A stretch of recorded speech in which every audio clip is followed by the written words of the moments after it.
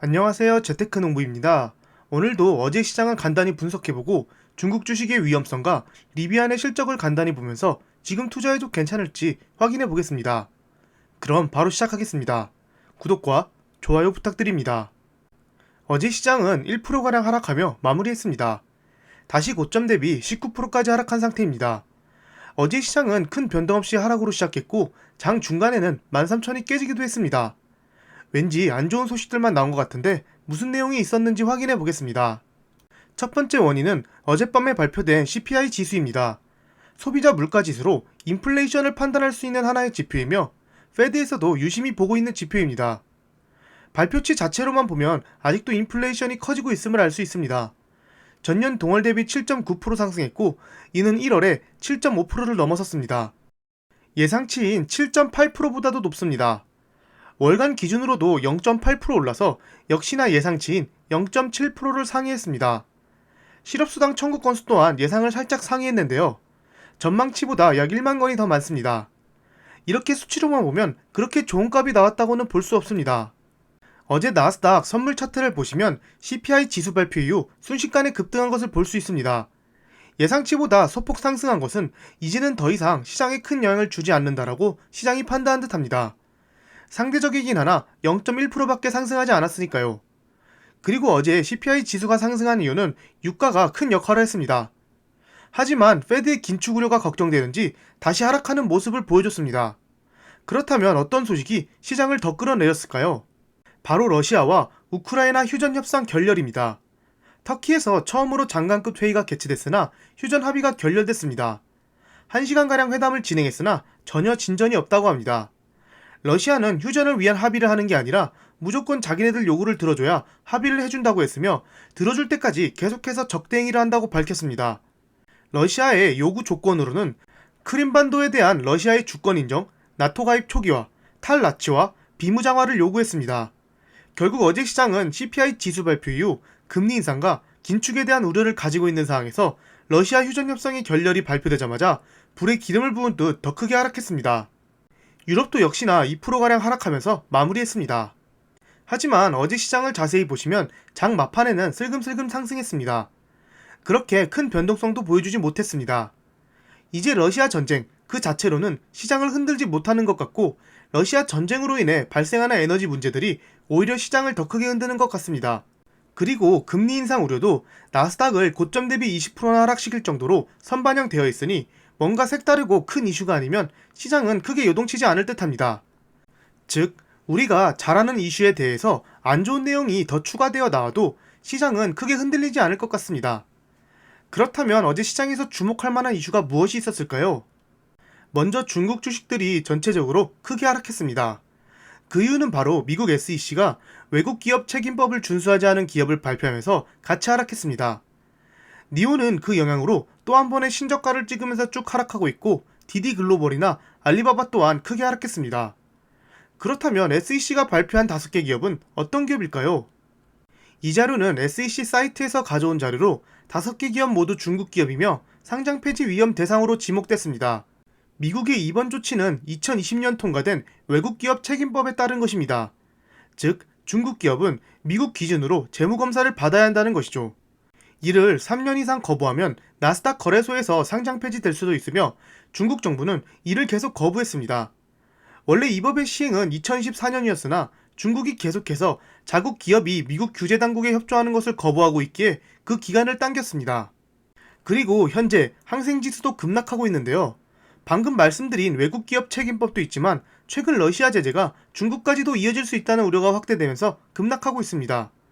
코로나 당시보다 더 떨어진 것 같네요. 이처럼 중국 시장에 투자하는 것은 리스크가 상당히 큰 듯합니다. 또 하나, 중국 주식의 무서움을 볼 수 있는 종목이 있습니다. 지금 보시는 종목은 알리바바입니다. 역시나 신저점을 깨면서 계속 내려가고 있습니다. 이런 상황에서 중국 주식을 투자하시는 분들이 분명히 계신다고 생각합니다. 최근에 거래 정지된 얀덱스를 투자한 것처럼 말이죠. 지금이 과연 저점일까요? 지금이 저점이다 라는 말은 보시다시피 파란선일 때도 항상 나왔던 얘기입니다. 하지만 파란선일 때 사셨으면 지금 얼마나 손해를 보고 있을까요? 50% 이상 손해를 보고 계신 분들도 엄청 많으실 겁니다. 심지어 $140 부근에는 워런 버핏의 평생 동반자인 찰리 먼거가 알리바바를 대량 매수했다는 소식을 듣고 따라서 매수하신 분들도 계실 겁니다. 하지만 보시다시피 그 이후에 크게 떨어졌습니다. 이 말인즉슨 지금이 저점이다라고 생각하고 들어가셔도 더 크게 떨어질 수 있습니다. 바로 중국 주식이니까요. 예전에도 몇 번 말씀드렸지만 저는 중국 주식을 매매하지 않습니다. 기업의 가치는 충분히 좋다고 생각하나 중국 정부로 인해 그 가치가 계속 떨어지기 때문입니다. 그러면 리비안의 실적 발표가 장후에 있었는데 한번 분석해 보겠습니다. 장중에는 6% 가까이 하락하다가 장후에는 무려 12.7%나 하락했습니다. 아래 보시다시피 실적이 안 좋은 것 같은데요. 그러면 실적 내용을 분석해 보겠습니다. 먼저 리비안도 루시드처럼 공급망 문제가 심각하다고 말했습니다. 예상만큼 생산할 수 없다는 뜻입니다. 애널리스트들은 올해 생산량을 4만 대로 예상했으나 오늘 발표한 내용을 보면 2만 5천 대로 약 40%나 감소했습니다. 또한 4분기 손실이 예상치보다 더 컸으며 작년 매출도 예상치보다 낮습니다. 리비안의 실적은 루시드 실적 발표를 보면서 비슷하게 나올 것이다 라고 예상했는데요. 테슬라같이 이미 생산시설이 완벽하고 공급망 문제를 해결하는 다양한 방법이 있는 회사가 아니면 신생회사라서 공급망 문제에 큰 영향이 있을 것이라 생각했습니다. 하지만 그래도 아직 좋은 내용들이 남아있습니다. 리비안은 부품과 재료 공급이 원활하게 이뤄진다면 생산량을 2배로 늘릴 수 있다고 했고 예약받은 자동차 수도 지난 8일 기준 8만 3천 대로 지난해 12월 7만 1,000대보다 12,000대가 늘었습니다. 또한 지난해 말 184억 달러의 현금을 보유하고 있어 재정적으로는 아직 튼튼한 상황입니다. 리비안 측에서는 내년 말까지 필요한 설비 투자 규모를 80억 달러로 예상하고 있습니다. 테슬라는 초반에 이것보다 더 힘든 상황이 많았지만 그 위기를 이겨내고 지금과 같은 주가 상승을 이뤄냈습니다. 루시드와 리비안 모두 그때보다는 훨씬 더 좋은 상황입니다. 오늘 실적 발표를 분석하셨을 때 미래에 더 영향을 끼칠 만한 악재라고 생각하시면 투자하지 않는 게 맞지만 기업의 가치는 영향이 없는 것으로 보이면 지금의 하락은 오히려 매수 타이밍이라고 생각합니다. 혹시 작년에 리비안이 급등했을 때를 기억하시는 분 있나요? 그 당시에 리비안의 주가가 고평가인지 분석한 영상에서 가져온 자료입니다. 그 당시만 해도 주가가 계속 상승해서 다임러를 제치고 5위까지 올라갔습니다.